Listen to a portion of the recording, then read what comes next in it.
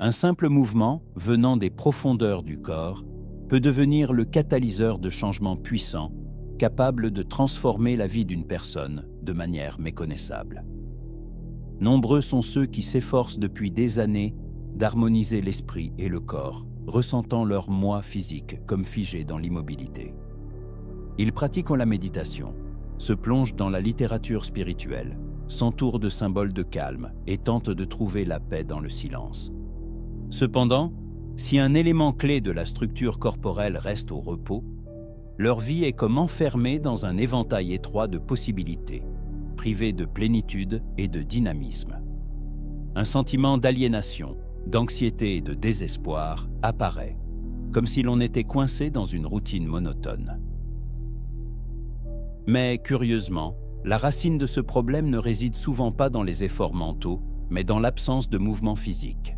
Au centre même du corps humain se trouve un os qui recèle une énergie primordiale, une mémoire vibratoire, si profonde et si puissante que la plupart des gens n'osent même pas y prêter attention.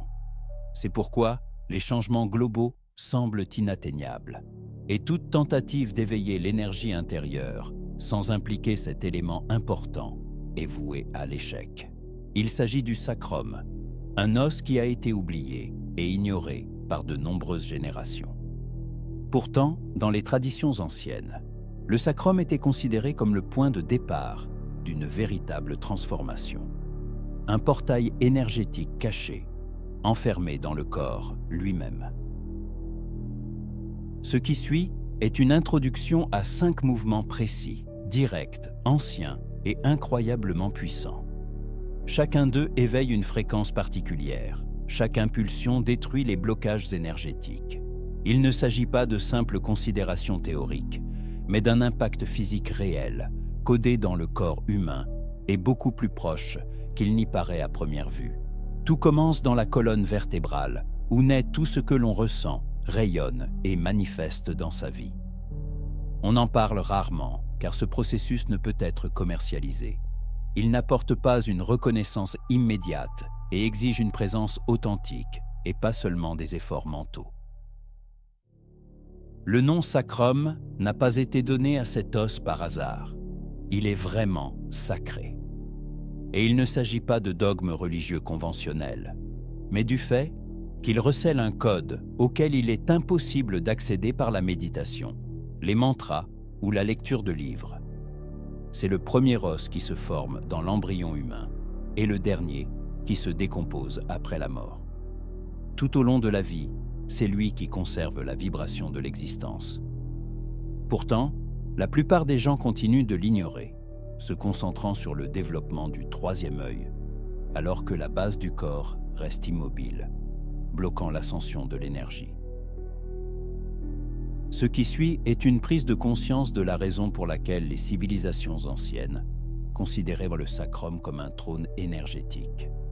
Dans l'Égypte ancienne, il était la base invisible du pilier Djed, symbole de résurrection vibratoire. Pour les Toltèques, le sacrum était le tambour de la conscience, le point qui bat le rythme du moment présent. Pour les maîtres hermétiques, c'était le chemin caché vers l'incarnation du désir. Et le plus étonnant, c'est que la science moderne commence à confirmer ces connaissances anciennes. Les mouvements conscients du bassin activent le flux du liquide céphalo-rachidien, stimulent le nerf vague, équilibrent le système limbique et restaurent la perception sensorielle bloquée. Il ne s'agit pas d'une simple métaphore, mais d'un accès réel aux ressources internes de l'individu. Lorsque le sacrum bouge correctement, le corps réagit instantanément. Le champ énergétique de l'individu commence à vibrer d'une nouvelle manière et la réalité environnante s'adapte à ces vibrations. 5 mouvements simples, ne prenant pas plus de 3 minutes par jour, sont capables de transformer le monde intérieur d'une personne, en envoyant à l'univers un signal clair et précis, et non un bruit de fond diffus. Bien avant que l'esprit humain ne soit élevé sur un piédestal en tant que seul réceptacle de la conscience, le corps était vénéré comme son temple originel. Au plus profond des traditions anciennes, le geste précédait la parole, la danse remplaçait la prière. Les gens ne s'adressaient pas aux dieux par des discours, mais exprimaient leur dévotion par des mouvements rythmiques. La sagesse ne se trouvait pas dans les vieux grimoires poussiéreux, mais dans le rythme pulsant de la vie, dans chaque inspiration et expiration, dans la façon dont le corps interagit avec l'espace environnant. La sagesse était inextricablement liée au mouvement, incarné en lui. Dans les traités philosophiques des stoïciens, on peut trouver de précieux enseignements. L'harmonie et l'ordre véritable ne naissent pas de prescriptions extérieures, mais de la maîtrise de soi intérieure. Sénèque enseignait que le corps doit être en accord avec le flux naturel de la vie, et que même le geste le plus simple, exécuté avec une présence consciente, est capable de rétablir l'équilibre de l'âme.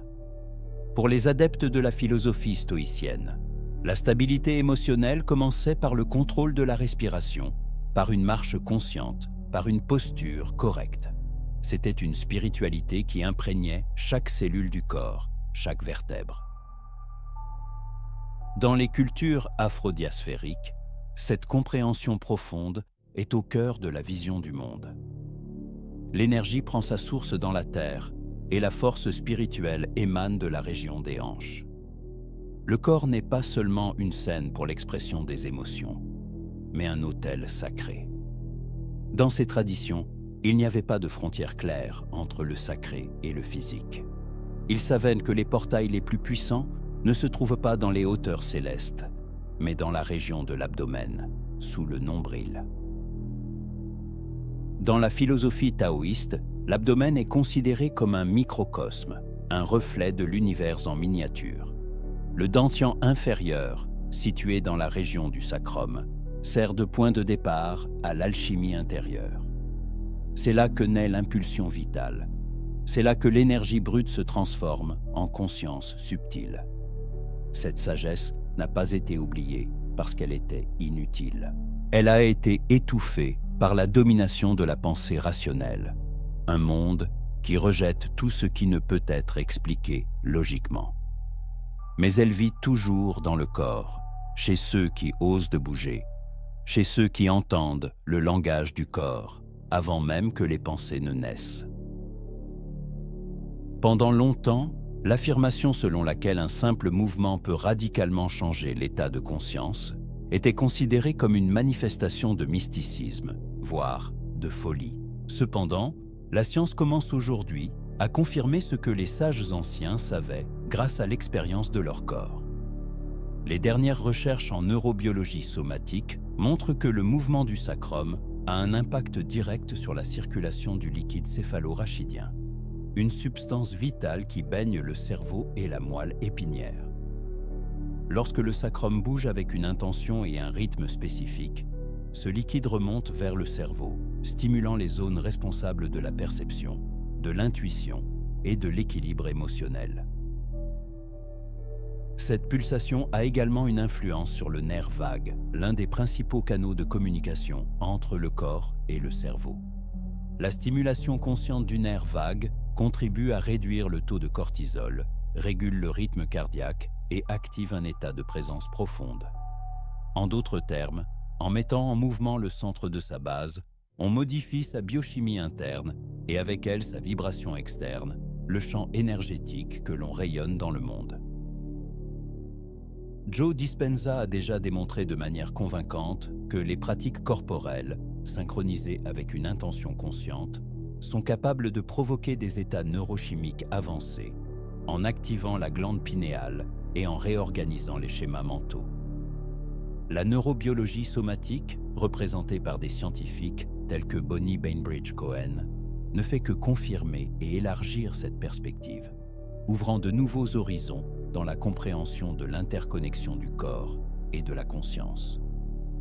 Le corps humain, comme une chronique, conserve une mémoire cellulaire, et c'est le mouvement qui est la clé pour réveiller cette sagesse endormie.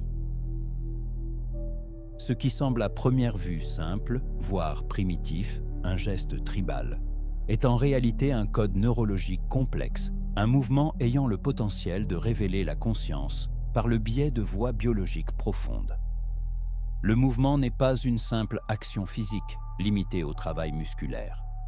C'est un processus multiforme, englobant des réactions chimiques, des impulsions électriques, des oscillations vibratoires et des lois scientifiques strictes.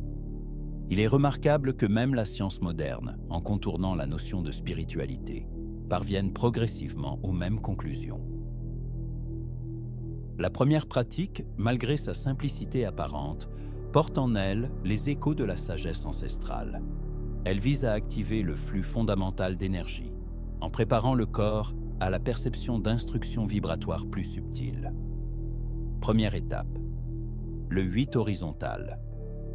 Il faut se tenir debout, les genoux légèrement pliés et les pieds écartés de la largeur des hanches.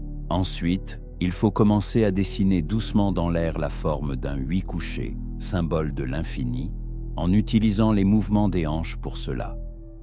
Il est important de ne pas en faire trop, mais seulement de ressentir la douceur de la courbe. Laissez le corps lui-même définir un rythme confortable. Ce geste contribue à libérer les schémas stagnants accumulés dans la région du bassin et le muscle psoas. Combinée à une respiration profonde, cette pratique crée une sorte de boucle énergétique qui réorganise la base vibratoire. Il est recommandé de faire cet exercice pendant 2 minutes en silence, les yeux fermés. Il faut faire attention à la façon dont la tension commence progressivement à se dissiper et l'esprit cède la place à la perception sensorielle. À ce moment-là, le corps cesse d'être une matière inerte et se transforme à nouveau en un champ énergétique pulsant. Deuxième étape, l'onde pelvienne verticale. En gardant les jambes immobiles, il faut transférer l'attention sur une douce inclinaison des hanches vers l'avant et vers l'arrière, en imitant le mouvement fluide d'une onde qui monte et qui descend. Il est important d'éviter la rigidité en se concentrant sur un flux fluide et continu. Ce mouvement active l'axe sacrum-pinéal. Lorsque la base de la colonne vertébrale effectue des mouvements dans ce rythme vertical, le liquide céphalo-rachidien remonte vers le cerveau, stimulant les zones liées à la conscience, à la clarté de la pensée et au sentiment d'unité avec le monde. Il est recommandé de pratiquer des cycles lents, en synchronisant les mouvements avec la respiration. Inspirez en inclinant les hanches vers l'avant et expirez en les ramenant à leur position initiale. C'est une sorte de danse intérieure, une commande subtile, un code que la biologie humaine reconnaît sans aucun effort. Une fois la base mise en mouvement et l'axe vertical activé, on peut passer dans une zone plus subtile où le mouvement se transforme en mémoire et le corps commence à se souvenir de sa véritable nature. Troisième étape, la spirale intérieure silencieuse. Il faut s'allonger sur le dos, les genoux pliés et les pieds à plat sur le sol. Fermez les yeux. Transférez toute votre attention à l'intérieur, au centre du bassin. Ensuite, sans faire de mouvement visible avec le corps, commencez à imaginer une spirale tournant à l'intérieur de la coupe pelvienne, comme si le centre du sacrum respirait en cercle. Cette pratique donne accès à la mémoire cellulaire. Elle favorise la réorganisation des schémas vibratoires oubliés et active les zones neurologiques profondes liées à l'instinct, à l'intuition et au sentiment de sécurité énergétique. Il est recommandé de faire cet exercice pendant 3 minutes. Il ne faut pas s'inquiéter si l'on ne ressent rien immédiatement. Le code est lu, et moins on fait d'efforts, plus le corps réagit fortement. Quatrième étape, pulsation rythmique avec la respiration. Il faut s'asseoir ou s'allonger dans une position confortable. Tout en bas du ventre, juste au-dessus de l'os pubien, on peut découvrir une source étonnante de force intérieure. En y plaçant les mains, il faut, à chaque inspiration, étendre doucement cette zone, comme si on la remplissait d'air. Lors de l'expiration, il faut la laisser revenir doucement à sa position initiale, sans faire d'efforts excessifs. Ensuite, on ajoute une pulsation à peine perceptible. À l'expiration, il y a une légère contraction des muscles du plancher pelvien, comme un mouvement subtil et délicat vers le haut. Cette action microscopique qui se produit à l'unisson avec la respiration engendre une vibration qui remonte le long de la colonne vertébrale, activant les circuits neuronaux étroitement liés à la perception sensorielle et au champ énergétique personnel de l'individu. Une telle pratique favorise l'approfondissement de l'écoute intérieure, permettant de ressentir le corps non seulement comme une matière physique, mais comme un champ énergétique à l'intérieur duquel se produit une réorganisation continue. Un jour, un certain Samuel a ressenti une étrange sensation de vibration de la terre sous ses pieds. Cela ne s'est pas produit dans un temple sacré, mais dans sa propre chambre, plongé dans la pénombre, après une nouvelle journée passée à essayer vainement de se conformer aux normes communément admises. Il n'aspirait pas à l'illumination spirituelle, mais rêvait seulement de s'endormir, sans une lourdeur oppressante dans la poitrine. Une impulsion inexplicable l'a incité à se lever. Sans hésitation, il a enclenché un rythme profond et répétitif, qui a trouvé un écho quelque part, au fond de son ventre. Il a commencé à bouger lentement les hanches, presque involontairement. Cela ne ressemblait pas à une danse, mais à une recherche silencieuse, ancienne, née de l'épuisement et d'une curiosité insatiable. Au bout de quelques minutes seulement, il a remarqué comment sa respiration avait changé. Le chaos mental s'était apaisé, et au lieu de la confusion, une chaleur a commencé à monter, se répandant le long de sa colonne vertébrale. Il ne comprenait pas ce qui se passait, mais ne voulait pas s'arrêter non plus.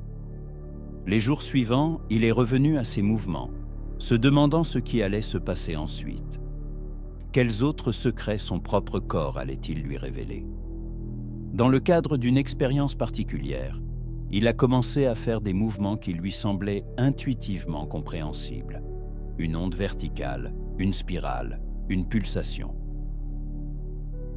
Les noms des techniques lui sont restés inconnus, mais le corps, comme doté de sa propre mémoire, guidait chaque mouvement. Bientôt, l'anxiété oppressante a reculé, cédant la place à la concentration. Les doutes se sont dissipés, remplacés par une écoute attentive des sensations intérieures. Le silence, autrefois perçu comme un vide effrayant, s'est transformé en une sensation de présence pure et consciente. Cet homme n'a pas atteint l'illumination soudaine, mais a découvert une nouvelle façon de se connaître lui-même, non pas par des déductions logiques et des réflexions, mais par des mouvements qui semblaient être ancrés dans sa propre nature corporelle. Le principal obstacle sur ce chemin n'était pas le manque de connaissances ou de techniques spéciales, mais des convictions profondément enracinées. Dès notre plus jeune âge, on nous apprend à croire que tout changement se produit de haut en bas, par le biais de la raison, de la logique et de la compréhension rationnelle. C'est pourquoi, lorsque nous sommes confrontés à des pratiques simples, basées sur les sensations corporelles, un doute s'insinue dans notre esprit. Est-ce que cela fonctionne vraiment? Est-ce tout ce qu'il faut? Cela ne semble-t-il pas trop simple? Mais ce scepticisme est le fruit de notre dépendance néfaste à la complexité, et non la voie de la véritable sagesse intérieure. Le corps n'a pas besoin de convictions imposées, il a simplement besoin d'être entendu. Beaucoup de gens résistent inconsciemment à de telles pratiques, craignant les sentiments qui peuvent être éveillés par le mouvement de certaines parties du corps.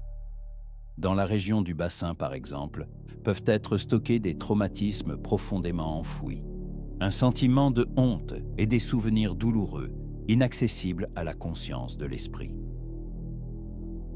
L'éveil de la région sacrée du sacrum est capable de libérer des profondeurs du subconscient, des aspects soigneusement cachés de la personnalité, comme l'ouverture d'une pièce secrète pleine de trésors oubliés et de secrets poussiéreux. Au lieu de fuir les sensations envahissantes, la clé de la transformation réside dans l'acceptation et l'adoucissement, comme l'argile malléable qui prend forme dans les mains d'un maître. Commencez petit, une seule minute par jour, comme les premières pousses qui percent la terre. Laissez le mouvement spontané tracer son chemin, en évitant la pression et les attentes irréalistes, comme une rivière qui contourne les obstacles en douceur. Il est important de se rappeler que le corps possède une capacité innée d'auto-guérison, comme un phénix qui renaît de ses cendres. Il a seulement besoin d'un espace pour rétablir les liens perdus. Les découvertes ainsi obtenues ne sont pas de simples connaissances abstraites que l'on peut mettre de côté. C'est une invitation à une expérience sensorielle profonde, comme une immersion dans un monde plein de nouvelles couleurs et de nouveaux sons. Le corps, ce temple vivant, recèle des codes que l'esprit n'est pas capable de déchiffrer seul, comme d'anciens hiéroglyphes qui attendent leurs chercheurs. Et parmi tous les centres qui soutiennent la force vitale, le sacrum, ce fondement de notre être, reste souvent sous-estimé, bien qu'il soit peut-être le plus important. Il n'est plus nécessaire de s'adapter violemment au rythme de l'univers, comme si l'on essayait d'enfoncer une cheville carrée dans un trou rond. Il suffit de se déplacer en harmonie avec le flux, au bon endroit et avec une présence consciente, comme une danse où chaque pas correspond parfaitement à la musique. C'est dans ce mouvement fluide que se produit la transformation des vibrations, comme l'accordage d'un instrument de musique pour obtenir un son parfait. C'est à ce moment-là que la réalité commence à nous écouter, comme un écho qui répond à notre voix. Cette pratique ne nécessite pas une foi aveugle ou des dogmes complexes, comme une carte au trésor pleine d'énigmes. Elle exige seulement une présence et une volonté de revenir à la base, au point de départ, comme une boussole qui indique le chemin du retour.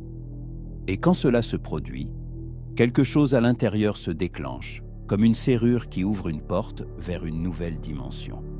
Quelque chose commence à pulser différemment, comme un flux d'énergie qui se réveille de son sommeil.